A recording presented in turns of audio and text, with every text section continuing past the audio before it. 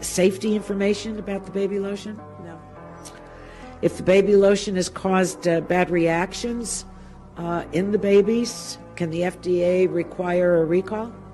No. If the manufacturer is aware of the baby's bad reactions, would the manufacturer be required to report that to the FDA? No. Well, I think everybody's paying rapt attention here. What about the toothpaste that you use every day? Oh yeah.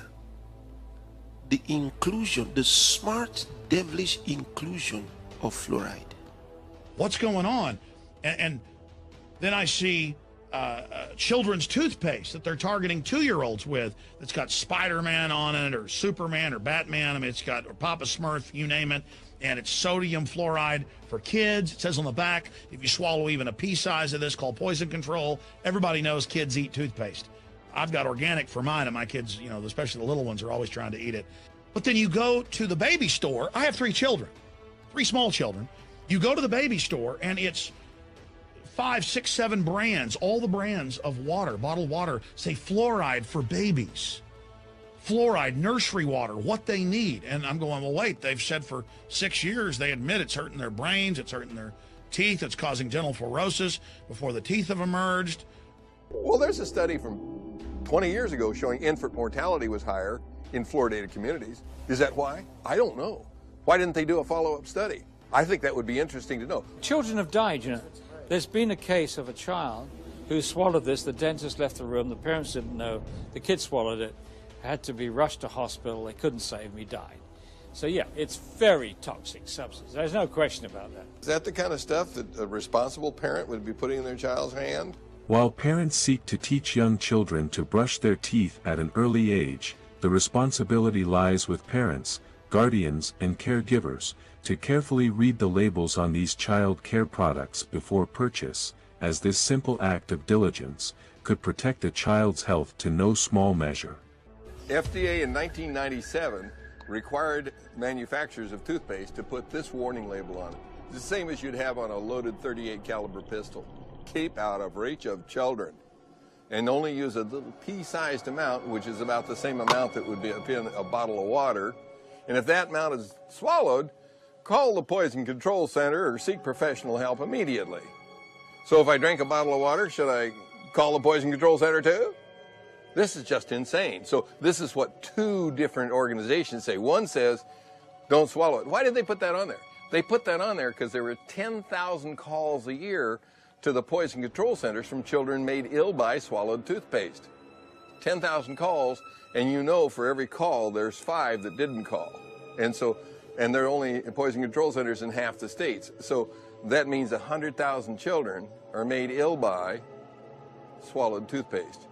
It's insane to put a deadly poison in a child's hand and say, go brush and be sure and spit out, Johnny. Why would our regulators say nothing about it? Because they're bribed? So they just keep quiet. So much so that if your toothpaste does not include fluoride, you think it's bad.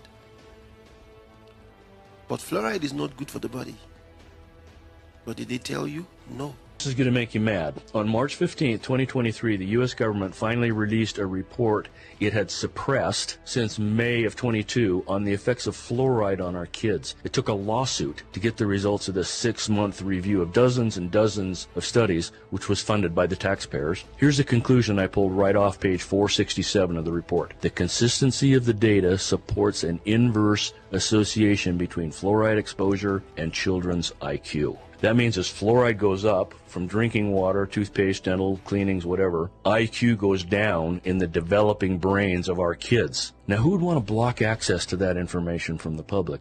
Oh, probably dentists. There are arguments both ways on fluoride and tooth decay, but nobody expected neurological damage. And withholding information is never, ever the answer to anything. Shame on those who would even consider it. I think it's finally time to stop putting fluoride in our drinking water. Dentists be damned. People can choose to supplement it with tablets if they want, but they can't really choose not to drink the city water, right? Something like 98% of the Western world doesn't drink fluoridated water, and there's no outcry that their kids' teeth are rotting out of their mouths. You can filter fluoride out of your drinking water with a reverse osmosis system, a distillation system, or an ion exchange type of filtration. Let's help our kids keep their smarts. I thought water was supposed to be safe for all of us. Even the ADA agrees. They warn their members, not you, not the water districts. Of course they recommend fluoridation, but they tell members to tell their parents of children to make up tap water formula with fluoride-free water. Make up the formula with fluoride-free water so the baby won't get fluorosis. Interesting they use the term fluorosis. It's not dental fluorosis. Fluorosis is the body, joints, ligaments, tendons, brain, what Dr. Theitzen was talking about, the endocrine system. When you overdose